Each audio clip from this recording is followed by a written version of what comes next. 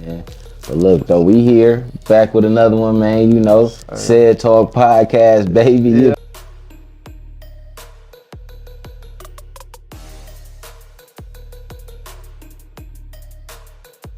Feel me? We got Tybarbersign with us, man. Up, we y'all? rocking. What's up? We here. We got it going. Make sure y'all follow him. I'm gonna put his added stuff up there as well. You know, he's not just a regular barber, he's a digital barber. You know what I'm saying? Look. I appreciate y'all. Y'all might have been seeing me on the digital platforms. That's me. Most definitely. Going crazy though. It's funny because I had a lot of people that reach out to me and be like, "Hey, bro, I saw you on a feed. You know, you in somebody's shop. Like, you on my Explore page. On the Explore page. I'm like, swear to, let me see that thing." That'd be crazy. My clients be more famous than me. I'd be like, damn. I had a client. He got recognized at a WWE not contest, but a little wrestling match at the Golden One. Yeah. And he was sitting ringside, you know, on the floor and stuff. Oh yeah. And bro was like, "Hey, bro, Tybarbersign because you love." And his videos always go viral on my page. They always go for like 1.2 million. He had like my first I think it was like 6 million or 7 million view video. Sheesh. And so every time I post him all the time. So like, I know I'm gonna get some numbers, you know. Basically signed my life away for a little 40 years. I'm like, let me try. It wasn't a bad option, you know what I'm saying? Like, that's what I wanted to do. Cause I thought I'd just, make good money in it. But, I wanted to give barbering a shot before, I try anything else. At least do something I love or that I'm, so that's what you decided right before you went to the Air Force? Yeah, before I made the option to join, because out there in Hawaii I was supposed to study my ASVAB. Okay. And get ready for my ASVAB test. But yeah, it wasn't until I got to when I was out in Hawaii till I made the decision to actually try out barber school. Okay. So man, I tell you what, as your client, man, I'm glad you tried out barber school. I know, I always thinking about it. I'm like, man, what happens if I was like a couple months late or, man, a year or two late? I feel like there's never a right time, there's always a perfect timing. Yep. But and I feel like you're like super creative in general. Like you said, you was an artist. Yeah. You played sports, but like to combine that into, barberry in the sense of like art at the same time. Yeah. Cutting the hair, you got, all right, this is a 2, nah, this is a 1.5. Like to be able to discern and exactly. Like, man, that's what's up. And so now that you're, you got your foot in the door. Like, what was the process of like looking for a shop, or were you looking just to be at cutting from the house? Like, how did that come into play? What happened? So I was cutting out the house at first while I was going to barber school. Then I had moved out to Fresno, where I was staying with my girl at the time. Mm-hmm. My girl, she's still fiance. She was going to school, and I was staying with her during the week, and that allowed me to, go to school every day. Mm-hmm. And then on the weekends, we go back home, and I cut out the garage. And then, that was even before going to barber college. Okay. I was cutting out the garage, and then, once I went to barber school, passed my test. That's when I was looking to, go inside a shop and get like the whole shop experience. So I probably been to like 2 barbershops in my hometown. Yep. I tried out one just to, see the feel for it. I was probably there for like a week, and then just started cutting out my garage. And then once I got licensed, because I wasn't licensed at the time for the first shop, so it was kind of like apprenticeship type stuff. Mm-hmm. But you had to be there, when your instructor was there, your mentor, whatever. And then I got licensed. Then I came back to the barbershop scene. What was that? I forgot the name of the shop. But I was only there for like a month, maybe a month and a half. And then I came back to the garage. I liked it's the same feeling like this. You know what I'm saying? It's just me and the client. Yep. It's not other, barbershops. But once I moved out here, like I found like, being at the Rich Barber, that's where I met you. That was probably like the best shop, I could never think of type stuff. Nah, we gonna talk on it, bro. We gonna talk on it at the shop. But it got to a point to where like shops were beefing with other shops, or like barbers were beefing with other barbers. Like, bro, I don't understand. I don't understand that, bro. It's like we all cut.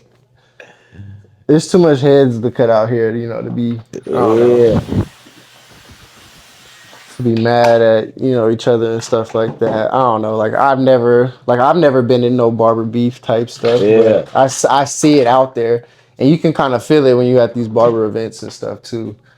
Like that's crazy. How do you think that come about though? Like I don't know. I mean, we all do the same thing. Like we all go through the slow days. We go through the same stuff. It's like, bro, like I've been where you're at. Like, and then it's like too. It's like once I like kind of like blew up with like kind of like social media and stuff, and like you kind of see like the barbers come in and they don't want to go through the process. They don't want to go through the process of like the slow days. They just want to be booked up already.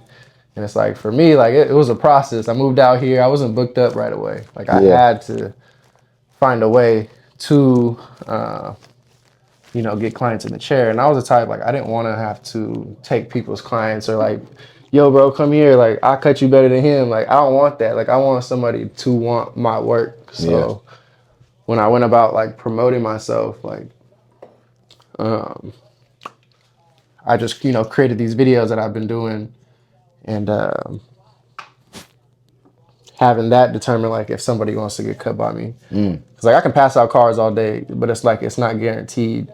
And I remember when I first moved out here, I was passing out cards. I go to the mall, leave them on the card, but I'm like, bro, like it's probably annoying. Like the people, like, dang, like they keep leaving this on my card, but it's probably not. You know what I'm saying? I was just all in my head, and so I decided to create content. Yep. Because you have a huge following on social media, and so a lot of people they might want to know how do I get to this point? What are you doing? Like how do I engage with my followers? What are the things that I need to do? So like for me, it was never the point to like get these followers. You know what I'm saying? I was in a new town. I was trying to figure out how could I get more clientele in my chair. Like it wasn't for like let me go viral real quick type shit. Yeah. It was just more on the fact of, okay, I see these barbers on Instagram. They're making these videos and people are actually watching them. Just kind of like how people are watching, cooking videos or like day in the life videos. It's just, they're I'm not saying they're addicting, but people like watching them. People that aren't barbers like watching it. Females like watching, dudes get their hair transformed. And so like I stuck to that. I stuck to, creating content like every day, like even when it was slow. Yep. I probably have like 3 people that day, but I'm gonna create at least. I didn't know people at the time, so I was trying to expand my clientele. Yep. And so I didn't have I had to ask like people like, yo, is it cool if I record your cut? Because I didn't want to just whip out the phone and start recording somebody. Like I just wanted them to know, like this is what I'm trying to do. I'm trying to create a little viral video, not a viral video, but just letting people know that I cut hair. Yeah. And so, it worked out. Some people don't want to get recorded. That's cool. Yeah. Because I remember some barber in our shop, he was trying to do a video on somebody, but he was like, nah, I don't want to be on camera type stuff. And he ended up doing it anyways, and bro got mad, like, hey, bro, like, I for real, I don't want to be on camera type stuff. Yeah. And I was like, you got to respect people's, decisions, on, trying to be recorded and stuff like that. But, some for the drug dealers out here, some killers out here. The ones that, enjoy, seeing your progress as far as like, like you, for instance, like you've seen what I've done with the videos that I've done on you and other people. And that's kind of like my way on how I generate my clientele is, to kind of create that want with like, I'm not just no average barber, like get in the chair, get a haircut and be gone type stuff, and get you for your money. I'm all about, I would say like what customer service and going the extra mile instead of just being like the average barber. Yep. I told my wife, I said, look, Ty is different. Like I've gotten cut by a lot of barbers. Yeah. But not one barber has ever washed my hair. And I'm not saying like I walk in expecting to get my hair washed. Yeah. I'm just saying like, whoa, like this comes with it. Like this is yeah, it's different. This is customer service, top tier, you know. And so like that's what drew me to you for real, because I can see the artistry like in you when you're cutting, but then also the passion.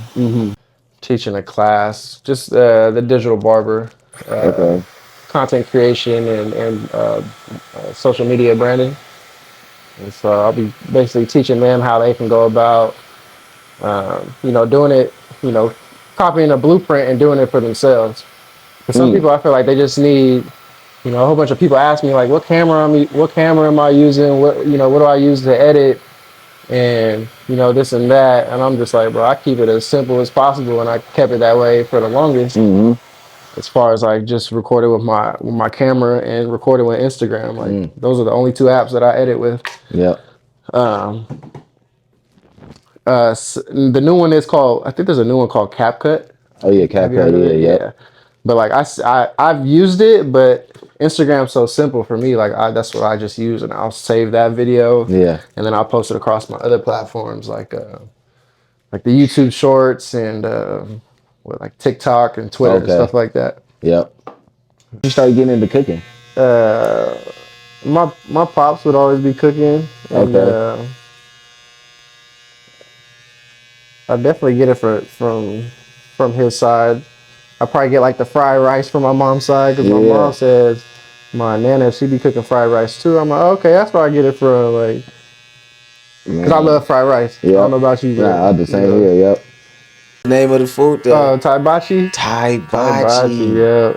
Hibachi is my favorite food. So I was like, what can I do? Like just like how Tybarbersign. That's how I got my Tybarbersign. Like at the time, Tybarbersign was my favorite rapper or favorite artist at the time. Yeah.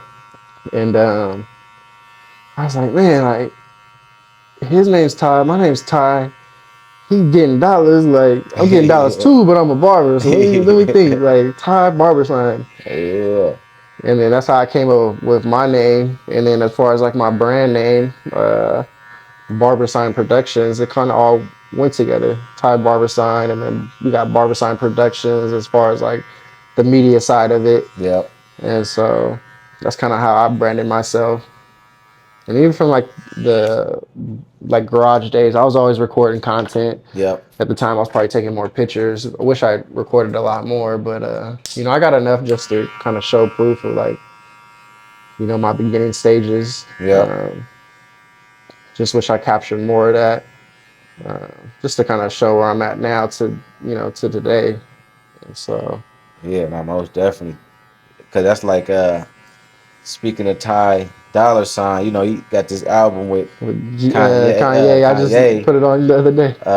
And it's crazy because Kanye, when he started, like when he was quote unquote a nobody, but like still in the environment, people were like, bro, who does this guy think he is? Yeah. Walking around with a camera on, just filming himself. And they were laughing at him. Yeah, I remember him going into where Jay-Z worked at. Man, trying and everything. So that's kind of what you're saying. Like, man, if I had just that kind of footage. From the early stages up until now, man. Yeah. Because, I believe in progress. Progress is everything. Yeah. A lot of people, they strive to, like, get to the end result, but not really understanding the process. The process, going through it. And so it's like, that process equals that progress, man, and builds your growth. Yeah. For me, like, if it wasn't for social media, I wouldn't be in a place like this. Like, I'd probably still give out good haircuts and be known word of mouth. But for me to show my work, like, I want to be able to show that. Yeah. I want to be able to show people why I charge $100 a cut. Yeah. Like that's the thing I had to do in the beginning. I had to show people, like, why I charge this much. You know what I'm saying? Like, people come up to my door now, they're like, how much you charge for a cut? I say 100. They look at me all crazy, and it's like, I already know what they're gonna say. You know what I'm saying? Like, you ask, I'm gonna tell you. I'm not gonna like hide it from you, but it's like, if you like, I'm not gonna turn you down. I'm like, you can check me out. Like, you don't have to book with me. I got a booked out clientele. Yeah. I'm not forcing you. There's other barbers around that charge less. You can go ahead and go to them. Like, but like I'd probably treat your hair different than what you're used to. Yeah, facts.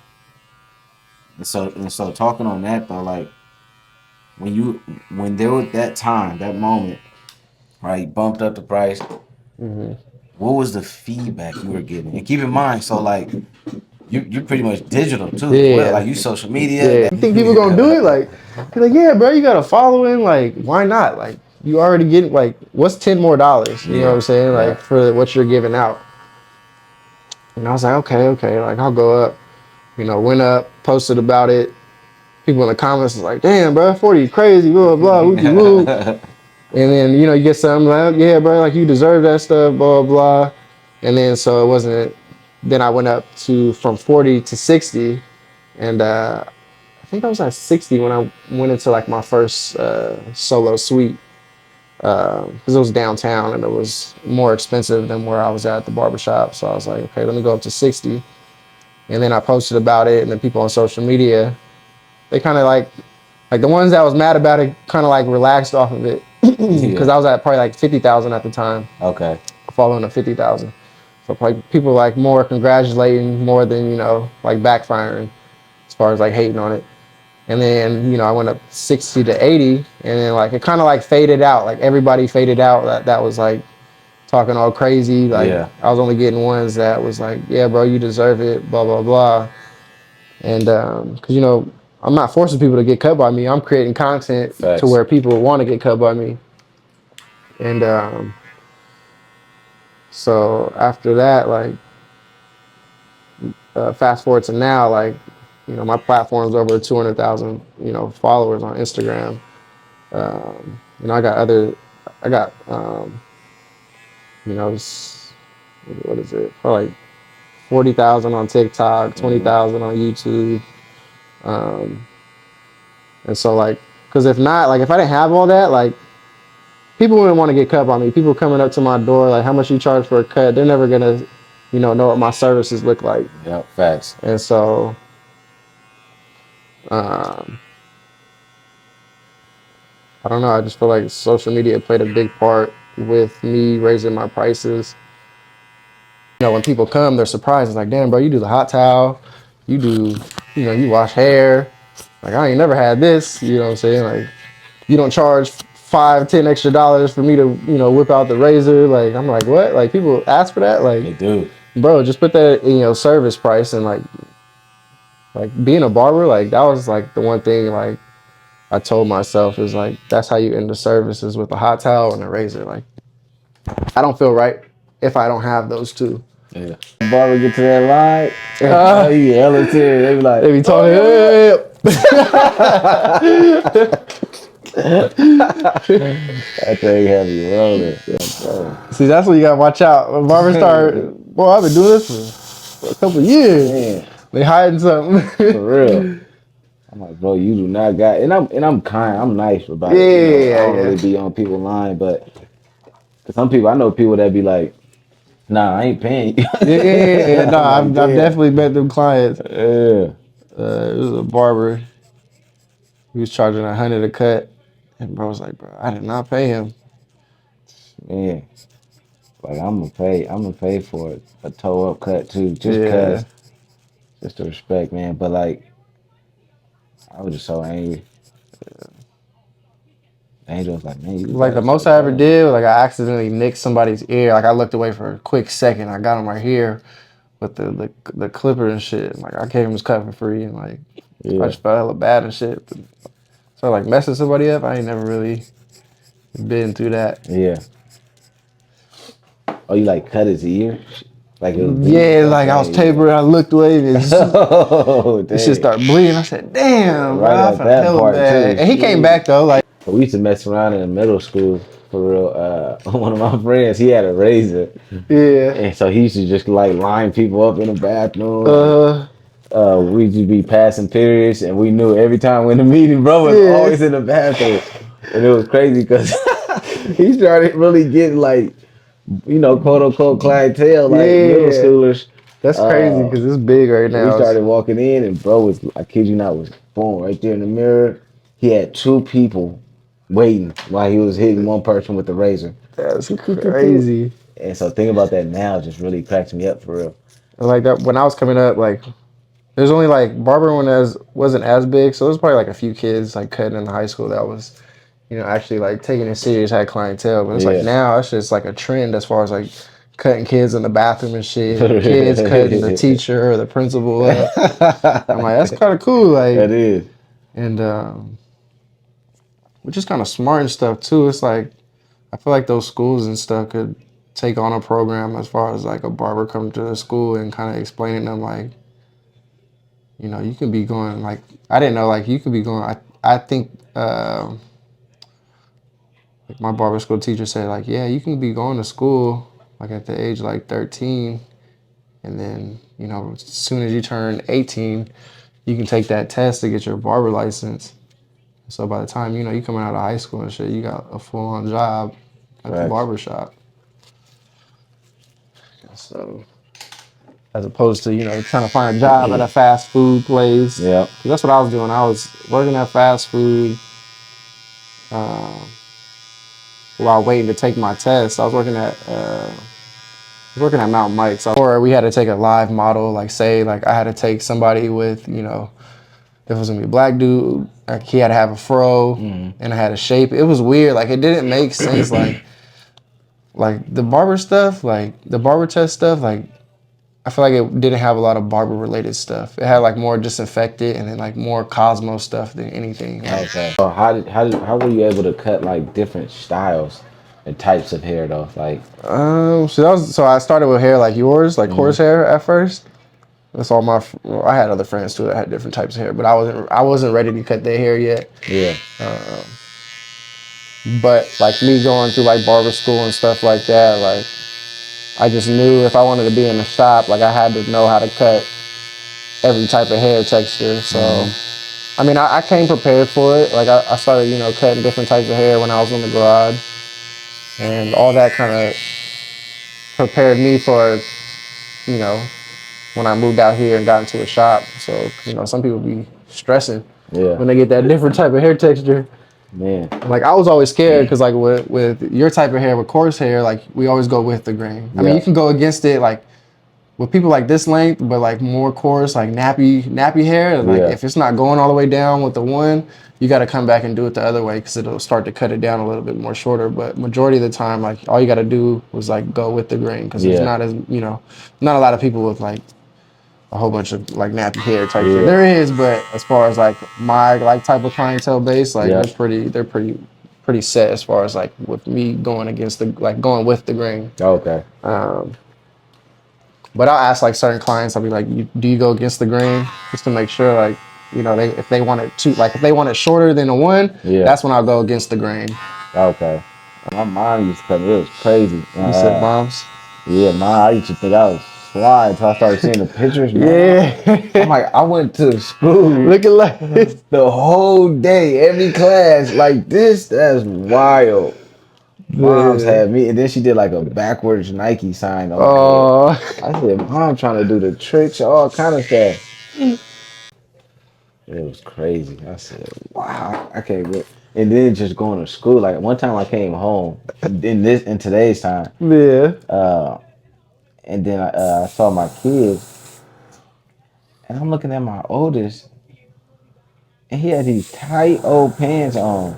Hecka tight, super small. And I'm like, Angel, what are you doing? Like, did you let him go to school like this? And in his mind, he just cool. Like, he has no idea. He not even know it, But he like, I couldn't find an extra. Like, we had to wash the other clothes, Yeah. So I'm like, that's crazy. And that brought me back to how I used to just go to school and thinking everything was cool. Bro, my sister used to get on me. And she young at the time, so she know like I was never color coordinated. Like she's like, this nigga wear a whole bunch of different colors. I'm like, bro, I ain't thinking about that shit. It'd be funny though, cause my son, he actually into it. Like he'll actually try to match some stuff. Yeah. And so it'd be hella funny. He'd be trying to do his hair, get ready in the morning. Your son be fresh though. That's when you cut him. He be having like the little fro. Yeah. He be fresh. My other son, his curls are starting to pop out more, so he's starting to get like that fro-ish look. Oh, really? Cause he won't let me cut his hair. Like in the beginning he did, but like it just gets worse each time. Oh man. But he be playing with me. He be like, I want a haircut. I be like, no, you don't. Like, stop lying. As soon as he sit down, he starts screaming. That's crazy. My girl like, we'll take him to the little place where they sit in a little fire chair. I'm like, nah, you're not gonna do that. You're not gonna pay $60. I don't know how that barber gonna, be. They probably gonna mess him up. In the Thomas? Yeah, you know what I'm talking about? Yeah, the little kid place? Yeah, I think right we by took, Sprouts? Yep. Yeah, We took Ced there when he was a kid. Destroyed it. Bruh. And then try to give me his hair back in the bag. Like, yeah, take this. Like, because that was his first haircut. Okay. But destroyed it. And he wasn't that bad. Like he wasn't bad in the chair? Yeah. Like, I give it to him for those, like, with dealing with the bad kids. Yeah. Not bad, like, in trouble bad, but just, like, always moving and stuff. Yeah. I was like, that'd be my son. Like, he was not that, he was doing pretty good for the most part. Yeah. My girl was like, maybe it's just you. Like, he's scared of you. I'm like, what the fuck? Like, how is he scared of me? Yeah. I was like, I'm not going with you if you taking him there because I'm not finna deal with that. She's like, so at least we tried. Like, I'm like, well, what happens if he fucks his hair up? Then we gotta restart the shit. Yeah. And then especially you know it. Like, yeah, like I know it. Yeah. Seeing it. I'm gonna pull up. They gonna know who I am. They be go sweating like, oh, please don't fuck up his son's haircut. Yeah. What I wanted to do, as far as like career wise, so I didn't go to college or anything. So I was like, I was stressing that out.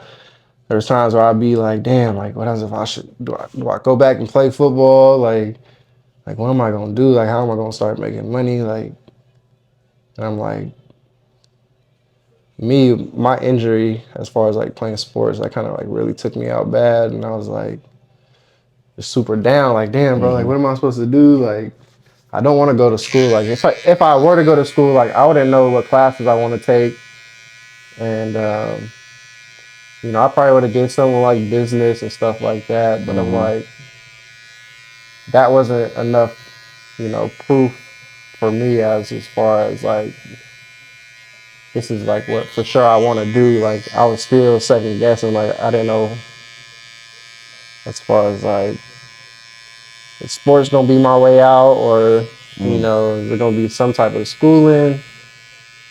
What is it? Like I didn't even think of entrepreneurship at the time. Like, yeah. And kind of like how I thought about it was, I'm like, maybe I do something that I love or enjoy doing. I'm already doing it. What happens if I just, stick at it and see where it takes me?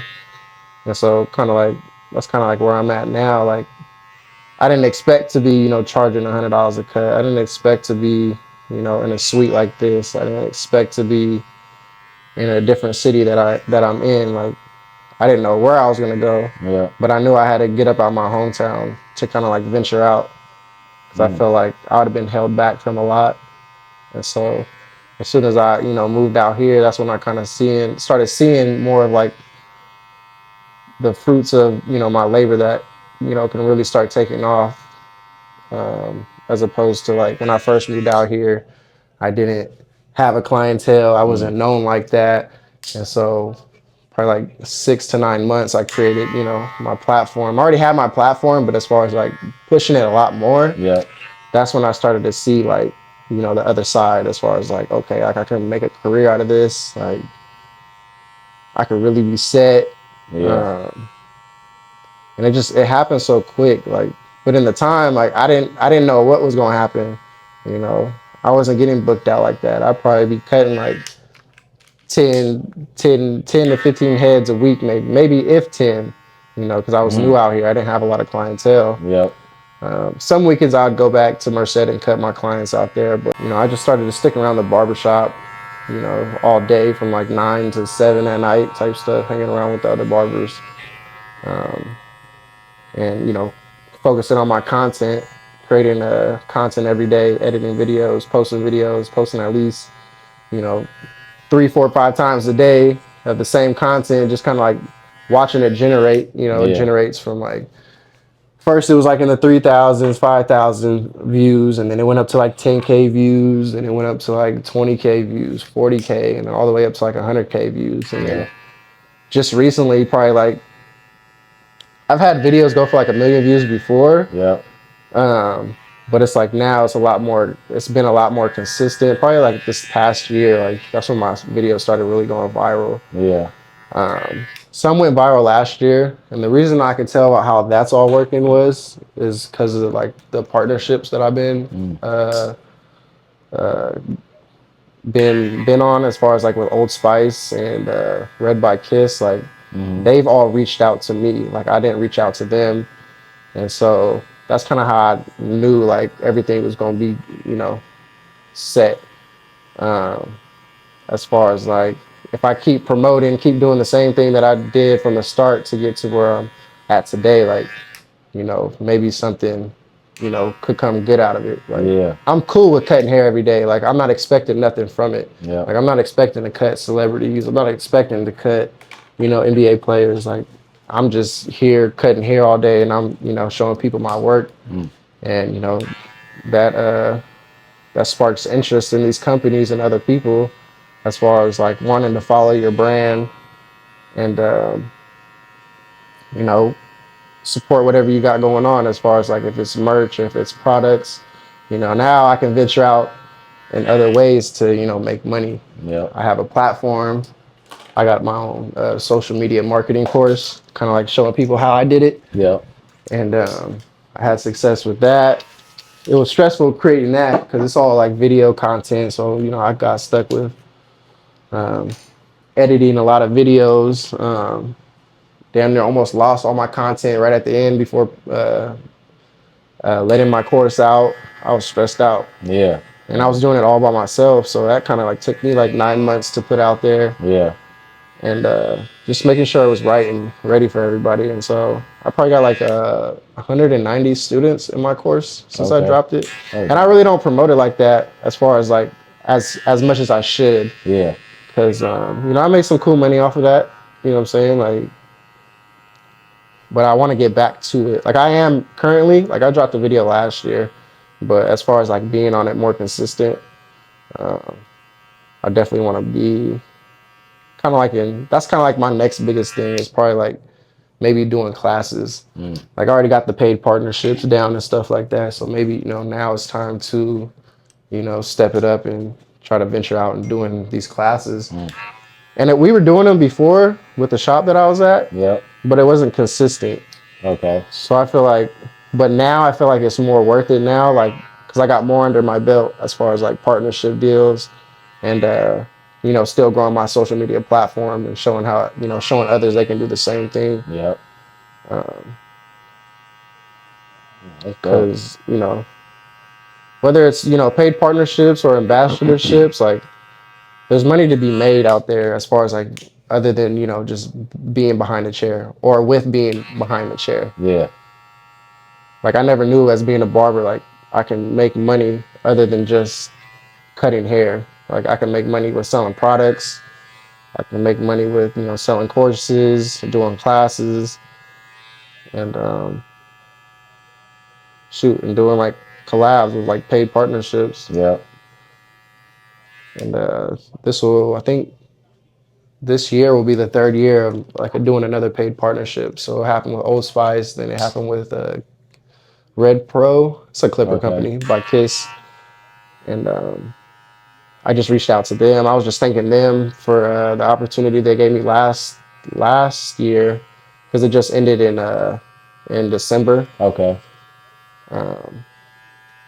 So I thanked them and everything, and I was just letting them know, like, if they wanted to do another partnership deal, kind of let me know now, so I don't, tap in with anybody else, because there's been other companies that's hit me to do like paid partnerships. Because that one was a good one, the one I did, because it was like it was like an 8 video contract. So I'm kind of looking for like the bigger ones. The small ones are out there, like because I've been getting them. It's usually like around March when I get like people hitting me up trying to do partnerships, like with the big companies, because I think that's when they start looking. A 5-figure deal from like both companies. And it's not like it's not the low 5 figures. It's the the 20 and up. You know what I'm saying? Like, and that's good. Like, I feel like barbers don't think they could do that, which I think they can, especially with the ones with platforms. Yeah. So I'll see barbers, you know, working with companies or like reposting free clippers, and I'm like, bro, like, you know, you're giving them free advertisement. Like, you could, they give them promo codes for like people to use, but sometimes people don't use those promo codes all the time. Yeah, thanks. But they're still gonna send you clippers, and they know you're gonna post it. They're gonna say thank you for you're gonna say thank you for, you know, sending me clippers and stuff. Because I had this one company, they were sending me clippers all the time, but I think they stopped because they know kind of like I know what they're doing as far as like I don't really post their clippers all the time because like on the back end they're making money off of my platform that I built. And so, you know, and I just want every barber to get the most they can out of it. But that was the easiest 20 I could have ever made. In 3 days. They flew me out.